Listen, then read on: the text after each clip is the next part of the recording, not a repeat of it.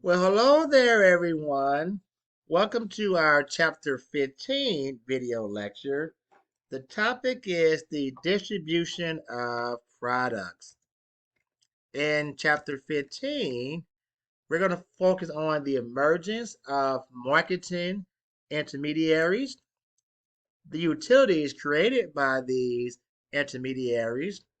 We'll look at wholesale and retail intermediaries, online retailing, and other non-store retailing, building cooperation in channel systems and logistics, getting goods to consumers efficiently. So you ready? Let's go.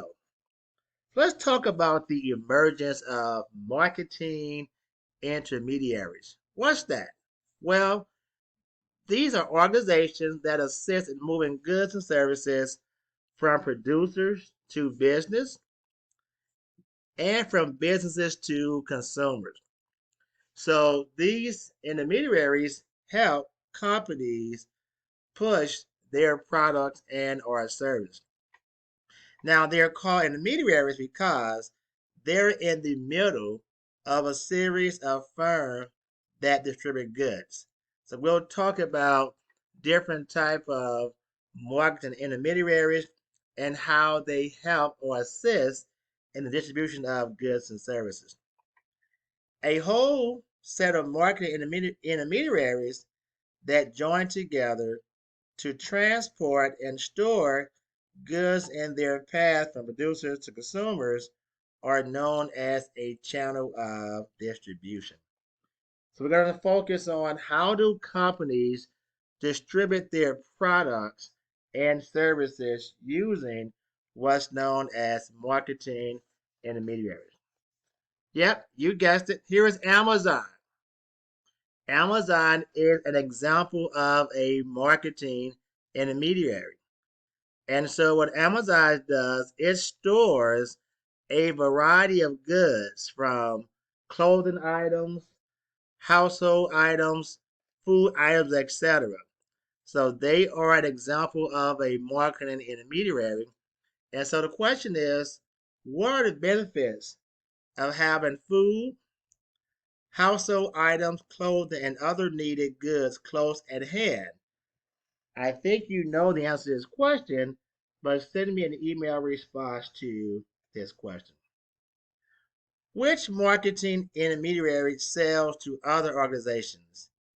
Is it A, agents, B, wholesalers, C, retailers, or D, brokers? A, B, C, or D?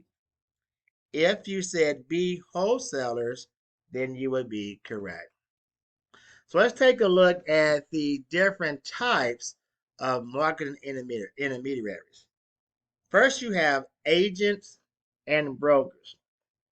Those could be real estate agents, other type of agents and brokers we'll talk more about. These are intermediaries who bring buyers and sellers together and assist in negotiating and exchange, but do not take titles to those goods. So think about a real estate agent. They do not buy the actual property. However, they do bring buyers and sellers together to exchange an actual product. Wholesalers are a marketing intermediary that sells to other organizations. So we'll look at different wholesalers, and they often sell to retailers, an organization that sells to the ultimate consumers. So most of the time, as consumers, we deal with the retailers who receive their products from the wholesalers. Now, why do we need these marketing intermediaries? That's a good question. Well, they perform marketing tasks faster and cheaper than most manufacturers could provide them. Think about it. You can order anything these days off of Amazon, right? So Amazon allows us to buy a series of products quicker than we could get them from the actual wholesaler. These intermediaries make the exchange process easier, more efficient, and profitable. Would you agree with that statement? Okay. Now, how do these intermediaries, kind of keep saying that word, create exchange efficiency? Well, they perform certain marketing tasks, such as transport, storing, selling, and relationship building. So again, I'll keep using Amazon because they're a great example. You can order almost anything from the Amazon site and have it by the next day, right?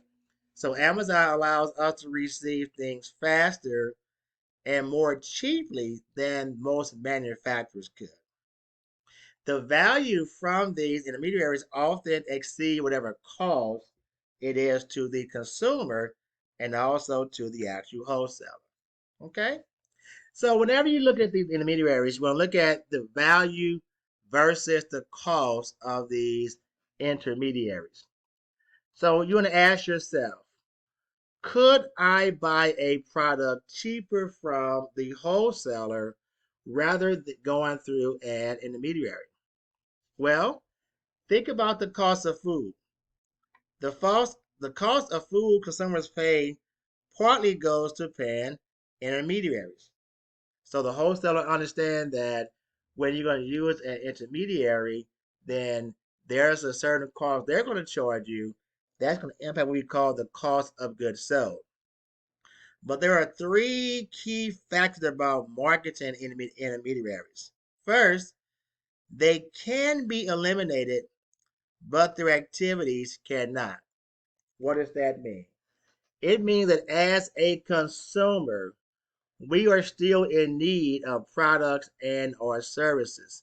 So even if you take away Amazon, I still need those same products. Typically, the intermediaries perform marketing functions faster and cheaper than other organizations can do. Okay? These intermediaries typically add costs to products, but these costs are generally offset by the value that they provide. So we're saying here is that the intermediaries, there's a cost for them. However, the value add outweighs the cost for their services. Let's talk about what we call utilities that are created by the use of intermediaries. Utilities are the want, satisfiability, or value that organizations add to goods and services when the products are made more useful or accessible to consumers than they were before. So, what we're saying here is that because of the use of intermediaries, a lot of products and services are more accessible than what they may have been in the past. And we'll talk now about 6 types of utilities: form, time, place, possession, information, and service. Let's begin with form. Producers provide form utility by changing raw materials into useful product. Example would be Starbucks. So Starbucks will buy coffee in its raw form, but they take that coffee and turn it into some type of chocolate, maca latte, foam, cream, etc. Do you all buy Starbucks? What is your favorite product from Starbucks? Time utility focus on adding value to products by making them available when they're needed. Think about 24-hour grocery stores. So if we need a sandwich, if we're not feeling well, we need some medicine, aspirin, etc. These intermediaries are a time utility that gives us 24-hour access to certain products. Fat burgers open 24 hours, meaning that any time during the day, 7 days a week, we can get food from certain restaurants. Question: have you ever craved a late night snack or need to renew a prescription after normal hours? Can you see how time utilities offer added value? So again, what if you were sick but could only get medicine from the manufacturer? That may take you some time to receive that actual product. Place utility: adding value to products by having them where people want them. There's a 7-Eleven store on every corner in certain location, making it very convenient.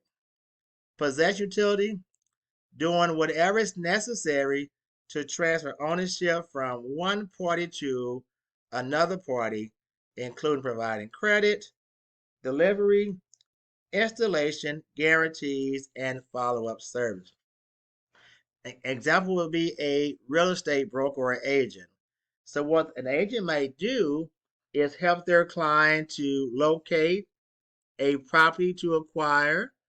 They may put them in touch with a mortgage banker to get the financing, help them all the way through the actual sales process to acquire that new property. Information utility: adding value to products by opening two-way flows of information between market participants. Examples are newspapers. I'm curious, how many of you all actually still read newspaper? Well, there's an older population that reads newspapers every day, but then you have your salespeople, libraries, and yes, right now the most um, influential intermediary will be the websites where a variety of information can be shared about different products and services. Then you have a service utility, adding value by providing fast, friendly service during and after the sale, and by teaching customers how to best use products over time. So the Apple company, for all you iPhone users, you iPad users, they have the Apple Genius Bar, which helps during and after a purchase. So the Apple Genius Bar is pretty much a customer service center that help Apple customers learn how to use their computers, their iPhones, or their iPads. So the question is, how does this service add value to the Apple products, knowing that you have somewhere you can go to get help, knowing how to program your phone, use your iPad, or etc. Okay? We'll next take a look at wholesale intermediaries. Wholesalers normally make B2B sales, which stand for business to business, but some also have retail function. So we're saying that some wholesalers not only sell to businesses, but they also sell to consumers as well. So examples could be Staples and Costco, where although they sell to a lot of businesses, they also sell to the end user, which is going to be the actual consumers. So of course, the consumers are more familiar with the retailers than with the actual wholesalers. So you may have heard of Kraft or companies that make different products, but you're more familiar with a Snooks or a Deerberg, which are the retailers where you can get the actual products from. Merchant wholesalers are independently owned firms that take title to goods they handle. So as a merchant wholesaler, you actually buy the product. And there are two types of merchant wholesalers typically: a full service wholesaler who performs all the distribution functions, or a limited function wholesaler that performs only selected distribution functions. So stay tuned.